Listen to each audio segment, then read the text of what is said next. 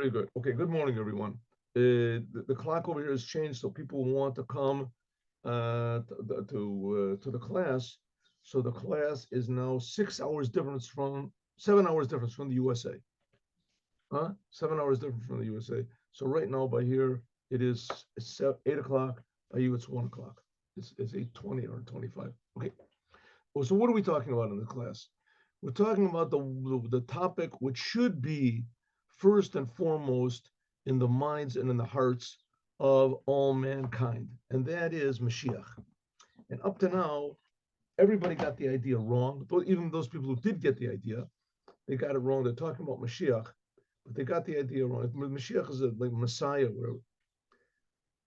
And almost all the religions have this idea there's going to be some person who's going to come along and he's going to save the whole business. He's going to show everybody that their religion was the right one, and that he's going to turn everyone's mind around, that they're all going to understand how foolish they've been up to now, or sinful, whatever they've been. They didn't accept this person. But that's not what the Mashiach is. Mashiach is, first of all, going to be a person that's going to show everybody who they are, how important every person is, that every person is being created by God, and that every person has tremendous potential for good, and that every moment is a miracle filled with potential to do good and to be meaningful. And his Mashiach is going to do this through the Torah. The Torah is a book given by God, but it was given by God in front of 3 million eyewitnesses. They saw and those people are called the Jews, and those Jews are still alive today. There's still people who identify as Jews. And through the generations, like we see now, they've been hated and despised and pursued and killed and massacred and raped and burdened and all these things we saw on October the 7th. This has been going on for thousands of years, since Abraham, through Abraham in a fiery furnace, it says. And why? Why both these things? Why, first of all, do people hate the Jews, and why is it that Jews keep insisting that they're Jews? Why do they? I think the first big attempt to redefine Judaism was Zionism. Or maybe Reform movement, I guess, was before that. But even the Reform movement, they didn't want to deny that they're Jew. They didn't want to replace it. They just wanted to water it down. And they thought that maybe by that, they'd be more accepted by everybody. But somehow or other, this Jewish identity and keeping Torah and the commandments is one, because both of them are eternal. And the job of the Mashiach is to make them internal. The Jews really start feeling that the fact that they're Jewish is a very, very positive and empowering but responsible task that the Jews have. And that's what the Rebbe is talking about here in this speech. That the Jews have to have a leader, and that leader is going to be the Mashiach. When Jews got out of Egypt, it was Moses. Without Moses, Moshe, we'll call him from here on, call Moshe. Without Moshe, the Jews would never have gotten out of Egypt. Why? Because Moshe, he internalizes this whole business. He does it inside. When Moshe took them out of Egypt, the whole point of him taking them out was he wanted the Jews to realize who they are and to realize what the world is, what the responsibility is to the world. That's what he wanted to do. And we see that he didn't really 100% succeed, because the Jewish people worshiped the golden calf. And after that, they sinned all these different times, and they didn't want to go into the land of Israel, and they wanted to go back. They wanted to go back to Egypt. And they made them all sorts of problems. But the point of the whole Torah is to put this inside of us so that we feel. So the Rebbe said that is indicated by the number 90, because the Rebbe, when he said this, was 90 years old, and by the Hebrew word for 90, which is tzadi, or tzaddik. Sometimes it's written tzadi, and sometimes it's written tzaddik.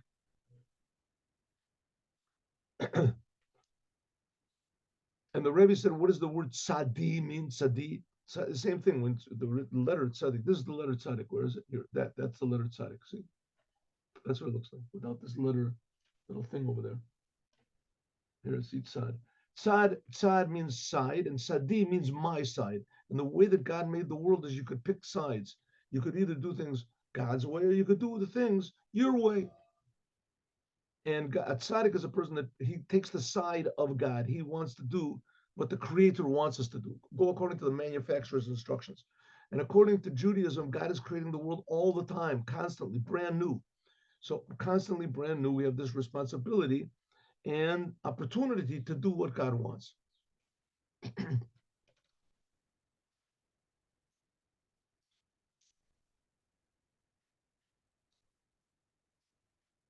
Okay, so here we go. 1 minute, 1 minute, 1 minute. We did this, we did this. Okay.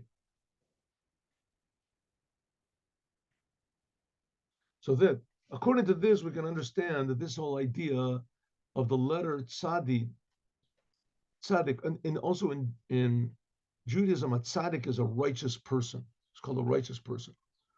But the Rebbe is trying to say it's not just a righteous person for himself. He's just a person that he's a leader in righteousness. He wants everyone to follow him, to be the same as him. And what is righteousness? Just to do things the way the Creator wants you to. Okay. It says, according to this, it's understood that since the tzaddik, that if Torah and commandments, that's God's side, or doing the Torah and the commandments. This comes because you might think that the Jewish people were supposed to influence the whole world to serve God, but you might think that we can't do it because we're partial. We're God's sons. We're especially connected to God. So therefore, God makes us part of the world, and we have as much of a free choice as everybody else does. We can choose, and we want to choose the wrong thing, just like as much as everyone else wants to make the wrong choice. In other words, for a person to choose what he wants over what God wants is a very easy thing to do. It's a very, how do you say, acceptable, and there's a word that I want to say, a better word. It's a very obvious thing to do. What do I have to do what God wants for? Well, if somebody's going to tell me what to do, that's the basic reason why I really became religious. This was like 50 something years ago, 55 years ago more. Was because I heard this big professor, well-known professor in America, and he said that there's only thing bad in the world. He gave this beautiful lecture, fantastic, explained everything. And all of a sudden he said, everything is good. The only thing that's bad are the theistic Jews. He said, theistic Jews. And I couldn't figure out why. I didn't even know really, I know I was a Jew, but I didn't think it had any meaning whatsoever. And then afterwards, later on, I read that his thing was he couldn't stand the idea that there was a Torah. There was an absolute good and bad. Right? It means I can't do what I want. You're not going to tell me I can't do what I want. And this feeling is, I'm going to do what I want, is also implanted in the Jews, maybe more than anybody else, could be. Because the Jews are what they call stiff-necked people. If a Jew decides that he wants to do what God wants, then nothing can move him from it. Like Abraham, the whole world was against him. I don't care. I'm a Jew. I don't care what you say. That's the whole holiday of Purim we just had. The Jews, they said, if you say you're a Jew, we're going to kill you. And all the Jews say, we're Jews. That's the holiday of Purim. But on the other hand, our natural urge is to just be ourselves. That's even a goal, right? There's also the seminars and religions and whatever it is. To be yourself, just do your thing. Saying God is the opiate of the masses, or these French philosophers, and just don't fool yourself. Just throw yourself into a meaningless world, and etc. etc. etc. That's really appealing.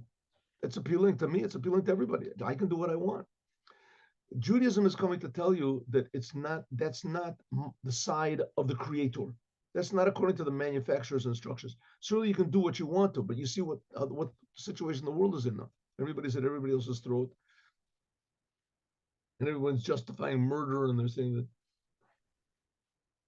Okay, so that you want to be on the side of God, So then it has to be done through the Torah and the mitzvahs. And then you have the power to transform the whole entire world and everyone in the world, and everyone will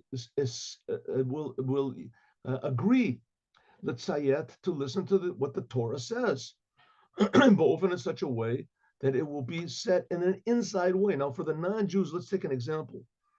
What does the Torah say for the non-Jews? It says things that basically, when they do them, their conscience agrees. It says, don't kill, don't steal. A person's conscience deep inside, even without the Torah, will agree to these things. It's a natural implanted in every human being, not to kill, not to steal. Not to kill, but it can be easily diverted and twisted. We see that's what happened with the Germans just, what is it, 70 years ago? What happened in communist Russia? They killed millions of people in the name of equality and brothership and friendship and all these communism. All these evil, ideas can also, because the conscience is very weak if you rely on its own. It's very easy for someone to come and tell a depressed person that the reason you're depressed is because of this guy, because of the who knows, the Negroes, because of the Mexicans, because of the Jews, because of the Martians, because of somebody. And everybody says, "Oh, yes, that's right." Now I'm right. Now it's okay to kill because they're trying to kill me. Now it's okay to steal because communism was based on stealing. So the Torah comes along and tells people, it just reminds us of what God says, but it becomes a law. Right? All those people who are homosexuals and things, they know that it's not right. They know in themselves that it's not right. They can yell and they can say whatever they want to, right? But the fact of the matter is that they know that they didn't come from such a relationship, and they know that they're not going to have any children. Right? They're not going to have any children. Not having a children, that deed. Okay, not to go into it too much, but those are the laws of the Torah for the non-Jews. The 7 Noahide commandments are basically things that strengthen the essence of human conscience. Tell people what's right and wrong.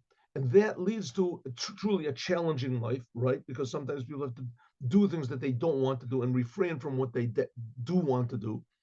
But nevertheless, that's the challenge of life. But it begins with the Jews. The Jews, first of all, we have to take the side of God, tzadi, my side. Because by means of this, then godliness can be drawn into the world. And you have to remember that we're asking people to worship the Creator, the God who's creating them, right? Every single human being is created by God. The same God that's creating me, the same God that's creating Moses or whatever, is creating every single human being in the world individually. So everyone is important. All you have to do, though, is you've got responsibility. And that's the idea of tzaddik, to bring it into the world. Nevertheless, we have to explain that what we said before is talking about the service of tzadi, my side, to draw godliness into the natural part of the world, the teva, not just in religion, but in the natural part of the teva olam, into the nature of world, and what's called the name Elokim, of godliness, which through the world conceals over God, but it will. The fact is, it will not oppose God. It will not oppose God. Hayos, because the bira because the service of the world of the bira, to refine the world. This is by means of because we have a person that's teaching us, and that person is what's called a God man. That's Moses. In other words, Moses shows that the world is being created, and it's being created for a purpose. So when you look at Moshe, you feel, wow, God is creating me, right? I am part of the world, which is a creation of God. And you start feeling God at least a little bit in the world, until the degree where you feel God more than the world. You feel the creator more than the creation. You feel lucky to be created. You feel how great God is and how wonderful God is. God is creating me. Right? So everybody feels that. That's a very happy feeling. Very happy feeling. You're important. You're important to God anyway. He's creating you. You're not here by accident. It'll be accepted in the world. Only when a person that says kol olam, the whole world, has to become a dwelling for God, a set dwelling, a permanent place, so we can understand this. There cannot be any corner in the world which opposes God. Chas v'shalom, may God forbid. Since Sha'az then, chaser kaviyus, it won't be something permanent. Right? You'll have the whole world and you'll have the United Nations, one little place in the world, place of darkness and lies and cheating, but everybody else is okay. Right? It can't be that way. It has to be that all the people in the United Nations also say, hey, let's rethink this whole thing. One second. Maybe the Torah is the truth. Maybe we can't say, everybody just does what they want to, and let's just get together and decide, what's the best way to accomplish that. That's like the Tower of Babel. That's what the Tower of Babel was. The Torah is good, and the Jewish people have the Torah. So let's, listen to what the Jews have to say. But of course, the problem is the Jews have to have what to say. How can if so? That's what the Rebbe is trying to do. He's trying to say to the Jews, listen, you guys are supposed to be the teachers of mankind. In one way, we can say that that it's not so far off to blame the Jews for the world's problems. Because if the Jews would just do what they wanted to, right, it's like a teacher in class that he doesn't want to teach anything. So he's one that's responsible that all the kids throw spitballs and that they wreck the whole room because they're not doing anything. You're not teaching them. So that's the idea of the Jews. The Jews, first of all, themselves have to be oriented toward what the Torah says and what the commandments say, and do it according to what the rabbis teach, not the reform rabbis or the conservative rabbis or the what's it called, the reconstructionist rabbis or the semi-rabbis or the quasi-rabbis, whatever. Like, if so, Ketzad yesh b'kochenu, how is it in our power to bring about also that the opposite side, that it should be a place where Shabo Kavar Haya Michshol Hepechator Rahman. How can it be? What are we saying over here? Our job is not to destroy the Nazis, it's to transform them. Our job is not to destroy the communists and the woke people and all these in the United Nations. Our job is to transform it. To people, because God is creating all these people.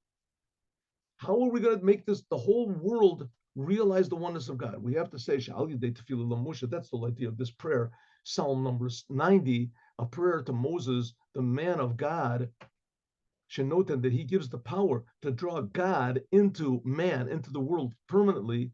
Harizeh, this comes also to the lowest world, that there's nothing lower than it, that we have the power not just to convince the Jews or to convince people, but to convince everybody.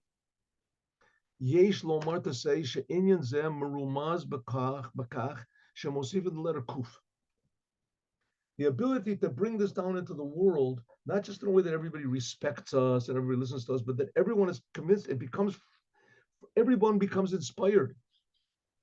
We're not forcing everyone and telling you guys are going to go to hell if you do the wrong thing. You're going to go to heaven. We're going to go to heaven if you do the right thing.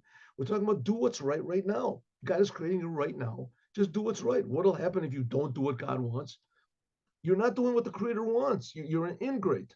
What's the punishment? That's not the topic here. The topic is not what's going to be. The topic is what is right now. Do what's right. How do we have the power to influence every human being? I mean, that's ridiculous. Every human being in the world says that's why the word sadi, the letter tzadi, is the kuf. My side, but the letter kuf. What's the letter kuf? The kuf comes down. It's a letter that comes down below the line, like we're going to learn later on. What we said before, that Moshe is called, that Moses is called because he was drawn from the water. It says from the highest levels of godliness.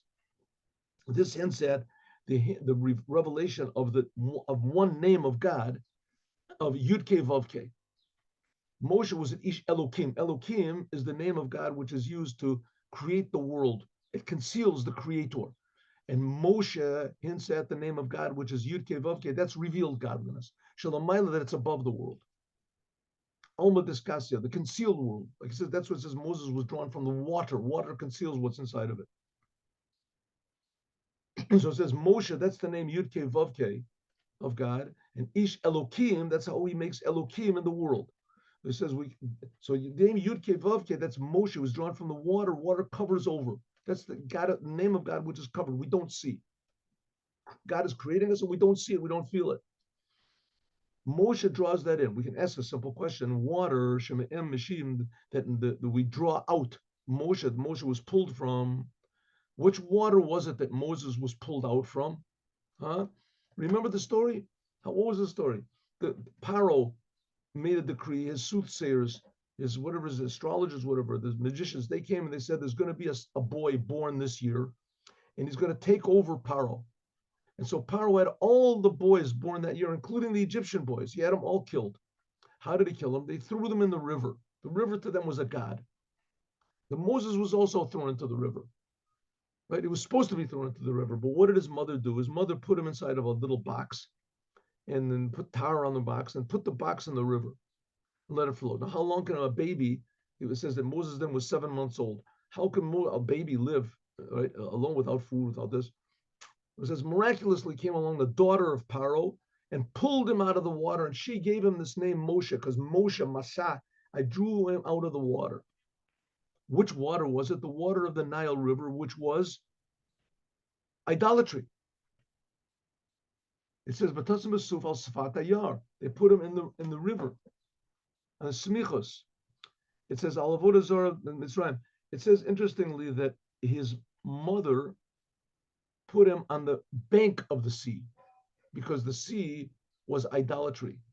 And then it says that Paro's daughter went into the sea to wash, and because it says to wash what, that she decided that she was going to become Jewish. And she went to Tovel to immerse herself to become Jewish, and that changed the river. Okay, in any case, the Nile River for everybody in Egypt was idolatry. Moses was drawn out of idolatrous river. But Davka bat Paro, and the daughter of Paro, the king of Paro was the king of Egypt. The Ervas, or it's the lowest place in the world. She was the one that took him from the water, and she was the one who gave him the name Moshe, because she said Masa, she drew them from the water. Davka al Shem Zeh Shenikra. That's why he's called, according to according to the 10 names that Moses had. It says Moses had 10 names, right? That he was called. Anyway, the 10 names. The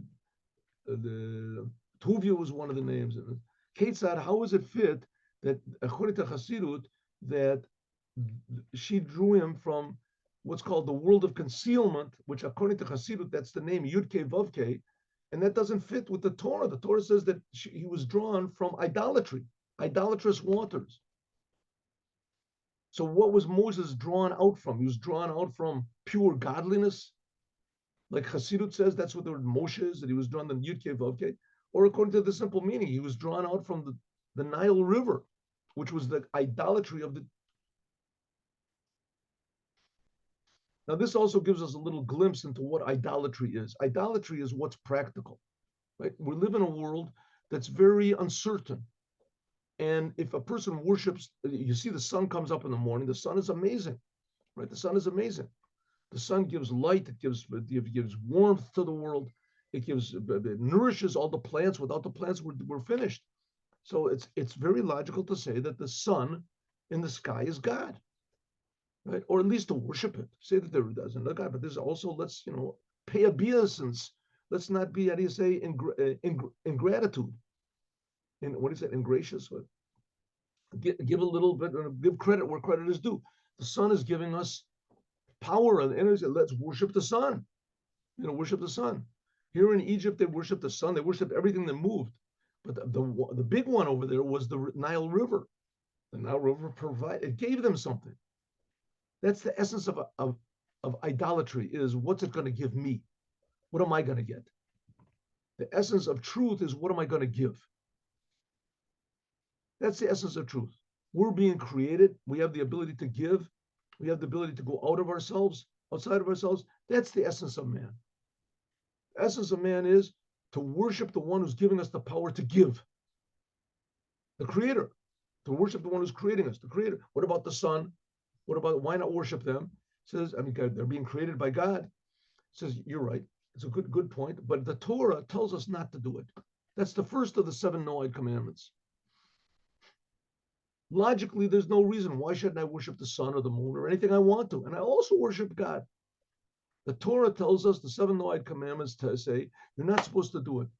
Because if you do, then from that you'll come to the next step is that why should I worship a God that creates the sun? I'll worship the sun directly, and then I'll worship only the sun. The explanation is okay. So here we have Moses was drawn from idolatry, from an idolatrous river, and that's where he got his name.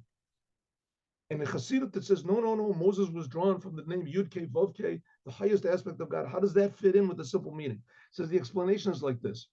This, in fact, it's self-understood. Everything, whatever is highest, it comes down lowest. In order to get to godliness, which is above the whole creation of the world, it had to be done by means of the daughter of Paro. Like it says, that's her name. Her name was Batya. Bat Yudke. Bat, she's the daughter. She receives from Yudke the first two letters of God's name. Shalomayla, which is even higher than the name Yudke Vavke. Shehi Totsi and Moshe, she's the one that has to take Moses from the place of idolatry. The same thing as Yitro we had. Sha'al Yudezeh, by means of this, Nase Agilit is the revelation of Minamayim Mishitiu. Hagilui, the revelation of Moses from the concealed world to the revealed world. In other words, who's creating idolatry? Who's creating this desire to say that God is the moon or the sun or some person, or where does it come from? Right? God is creating the ability to oppose him. Where does this come from? It says it comes from a very high source, and it has to be transformed. And it's very difficult to transform it. But that's the whole essence of what the world is, choice. God wants us to have free choice. That's the essence of man. To have free choice. According to this, Yesh Lomar, we can say, Shazeh. So what's the choice? The choice is death or life, evil or bad, evil or good, selfishness or godliness. You've got the choice. So Moses was drawn from this power of choice. According to this, we can say, that what Moses was in the box, the Suf, in the Yam Suf, al the Sfatayar, on the edge of the sea, the Smichos Lamokum, right next to the place of idolatry. This is even lower than Ish Elokim, we said before the Yuza. We said that Moses, from his waist up was God, and from his waist below was Ish, was a normal person. But Moses was drawn out from idolatry, which is even lower than just being a person. But he was saved. He was protected by means of this box, this little teva, this box that his sister put him into. As b'pashtus hayasa hateva petuach milamayla. It must have been open from above. She wouldn't have put him into a closed box. This means, what does it mean? Shemoshe biyoso, even when he was in this little box floating in idolatry, nevertheless it was revealed from above. You had a connection to above. Biyoto sham ra'ata, he could see. You could see that Imo Shechina, that God's presence was with him. And afterwards, Minamayim Mishitu, that's why he was drawn from the water. Bat Paro, the daughter of Paro, she was the one that pulled him out.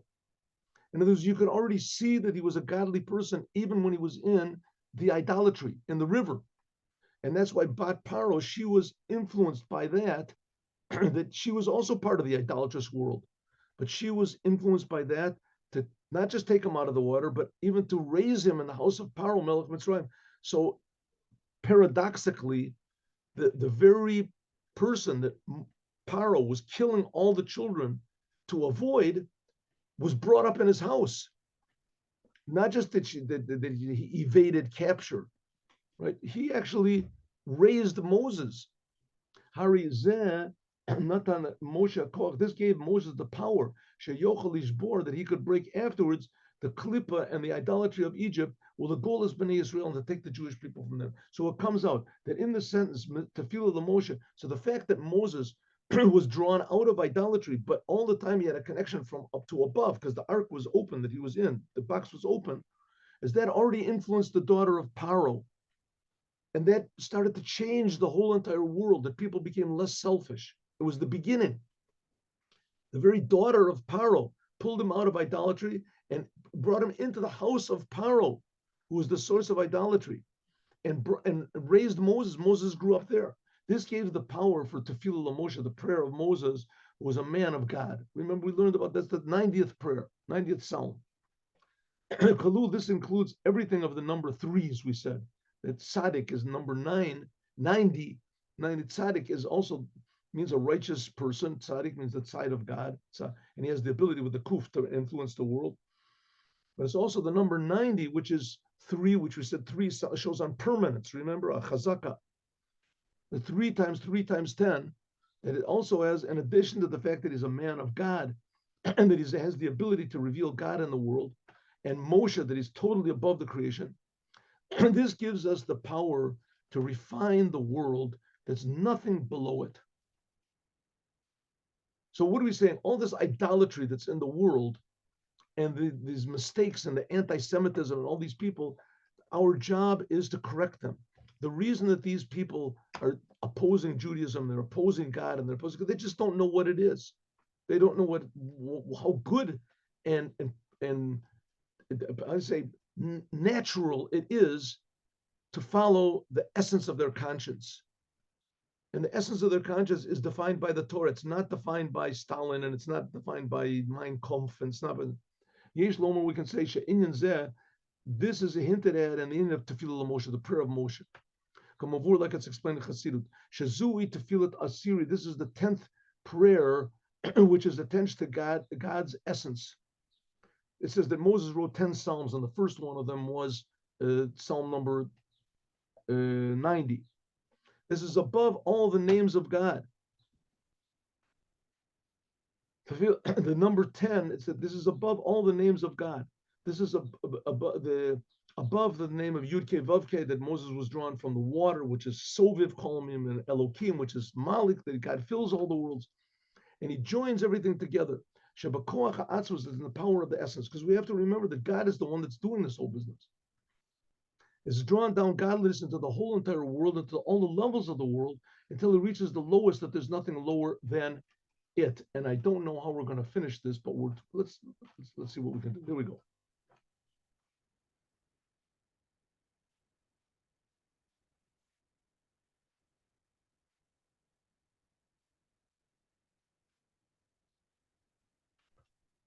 Yeah.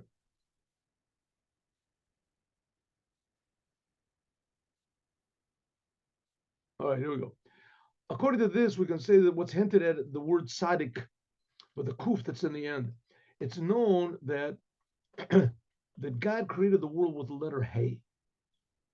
That the world was created, which says V'yudke Hashem tzu olamim. Right? It says that God created the world with these 2 letters. It says the spiritual worlds he created with the letter Yud, and the physical world he created with the letter Hey. Sheyesh lo shlosh kavim, the letter Hey, the world was created with the letter Hey. The letter Hey has 3 lines to it: the top, the side, and this side, which is broken. There's a separation between the left side and the top. It has 3 sides. This refers to 3 levels of the world: Bria, Yetzirah, and Asiya. Machshava, Dibur, Moiseh. God's thought, speech, and action. Hagag, the top of it, represents that's Bria. The right side, that's Yetzirah. Those are the spiritual worlds. That corresponds to thought, God's thought, and God's speech. But the left side, that's separated in the letter Hey, that's the world of Asiya, the physical world, Afasisiv. It says that God has separated, so to speak, himself and made a separation in order to create the world. So we shouldn't feel godliness in the world. That's what he wants. Olam is from concealment. Since that the world was created complete, so it's understood that even though that this world was created with the letter Hey, Sheeshno, then the letter Hey has a big break over here. See over there in the letter Hey has a break. And Lifnei Olam Asiya, that it has a break in it. And there's the world of Bria and Yetzirah are combined. That's the spiritual worlds. But the letter Hey is separated. In other words, this world, Zotamer, in other words, concealment. The world is concealed. You cannot feel the creator in this aspect of the world. This, where we are. Nevertheless, the world was created complete in a way that God created it with the name Elohim, that this world conceals over God, but nevertheless, the world is complete. Everything is there. Like it says in the sixth day. If you look in the Bible, it says that God created in the 6 days after he finished the creation. On the sixth day, the last thing it said, and God saw everything he made, and it was very good. And it was very good. And it seems that this was even said, the Rebbe said, even Adam, after Adam ate from the tree, that the world is very good. So what does it mean it's very good? And the world conceals God, the world is terrible. And it says because the world is very good to work in. It's fertile land. Avoda ba'olam mitbatet in the letter tzadi. And that's the letter tzadi. Why? That we have to choose, because that's the whole idea. Tzadi, my side. The world was created complete because now we have the ability to choose.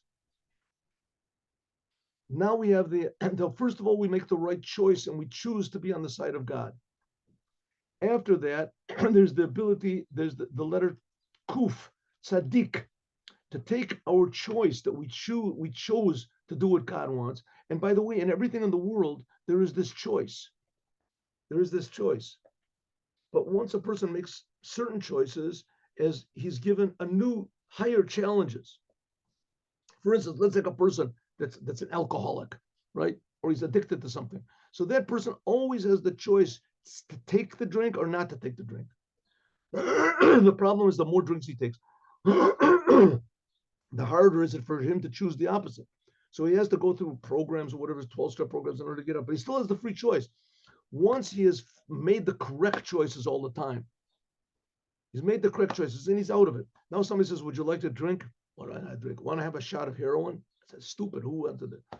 But now that opens the world to a whole new set of choices. Before, when he was a drunkard, he only had one choice: to drink or not to drink. That is the question, right? Or to get high or not to get high. That's it.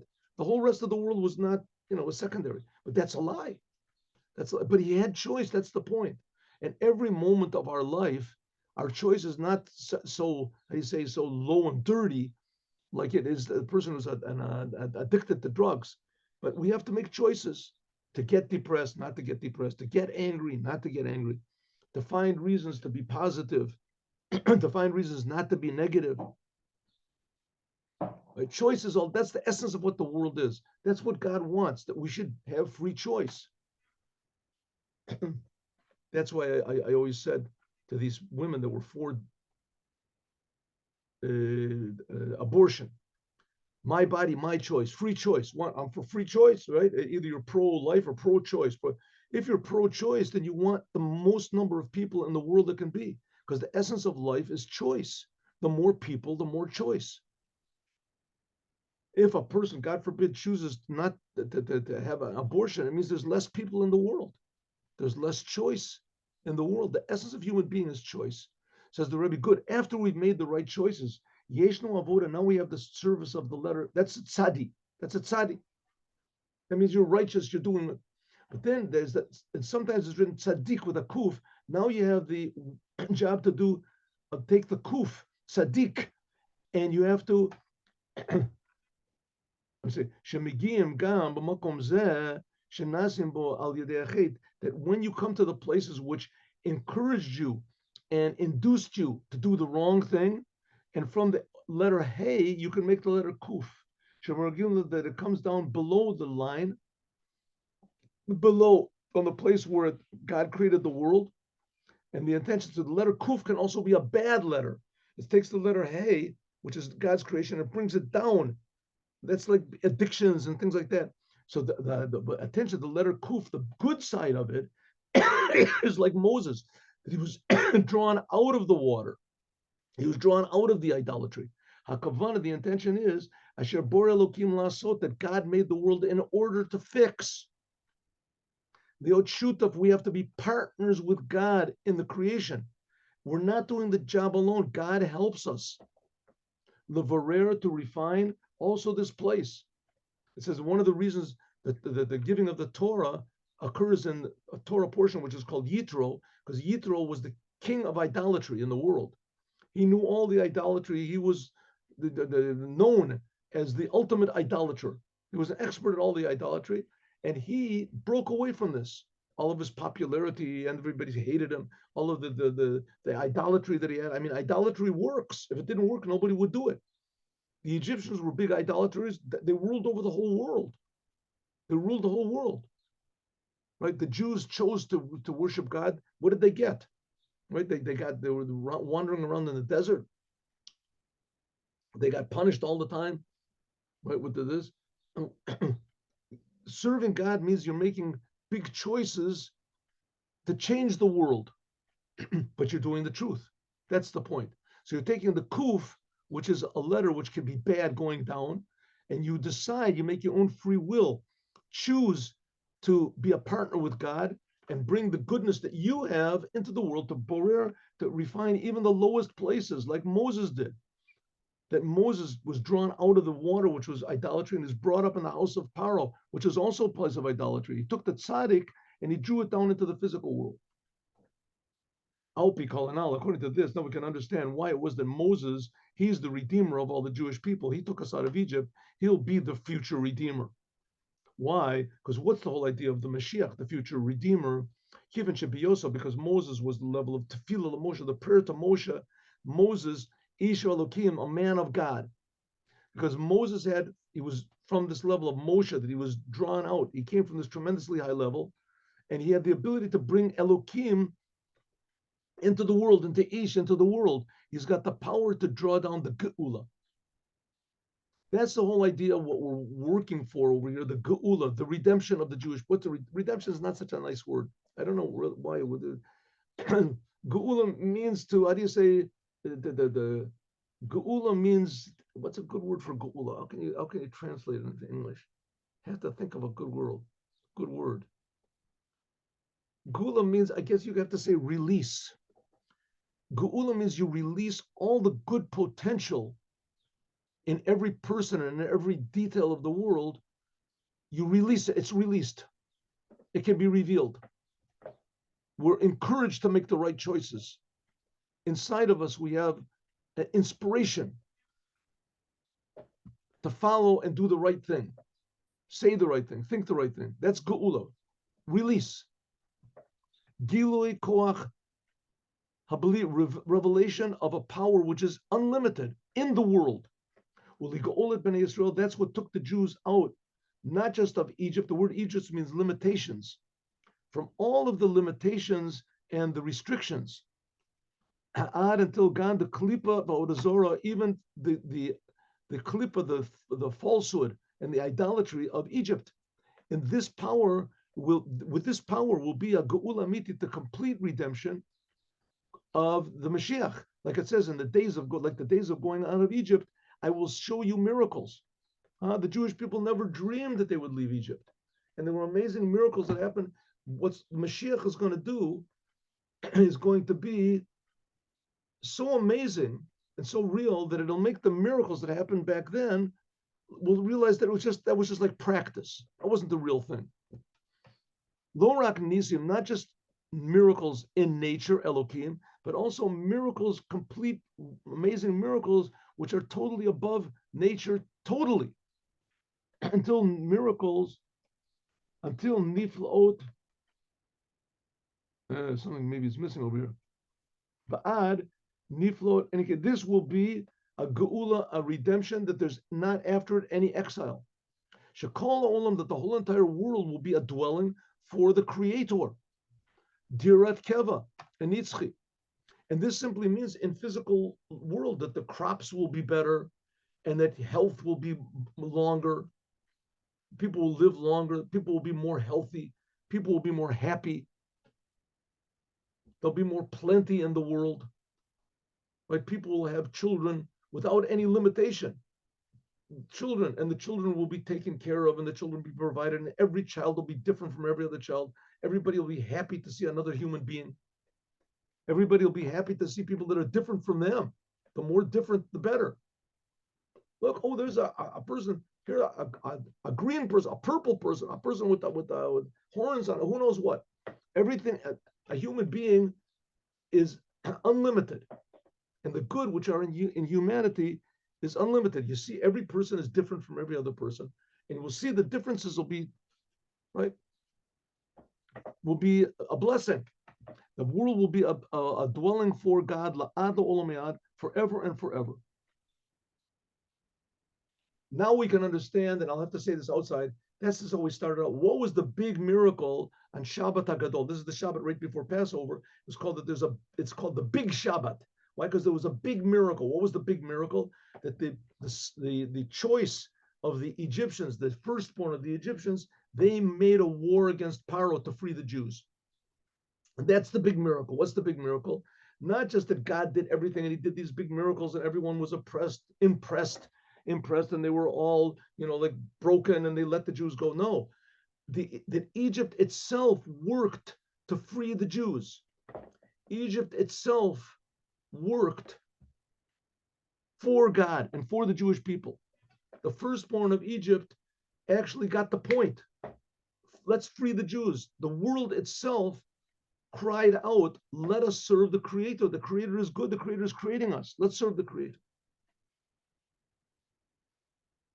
So that's supposed to be the big idea of the world, right? The United Nations, for instance, instead of trying to justify the Hamas, I mean, if you ask me, I think that the Hamas is just an arm of the United Nations. It's not two different organizations.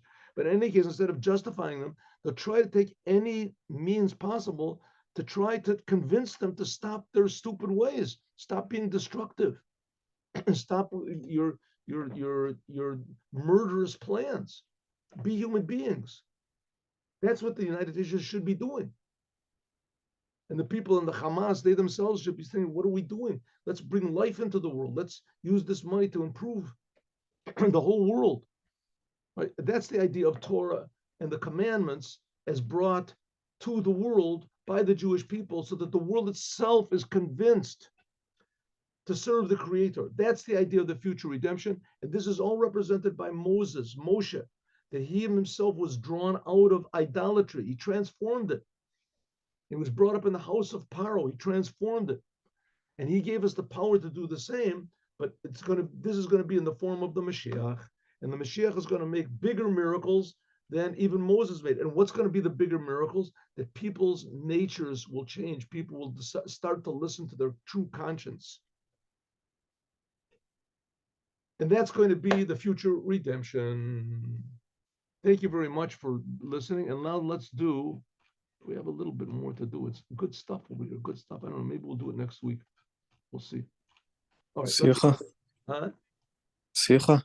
See, no. That's it. Now we're going to do a Yom Yom. On Yom Shishi, on Fridays, we only do we have only one class, short class. Here we go. Right. No, a few weeks ago you did like a short extra. Short one, yeah, because the other one was short. The other one was short. Right. And so we had so much time left.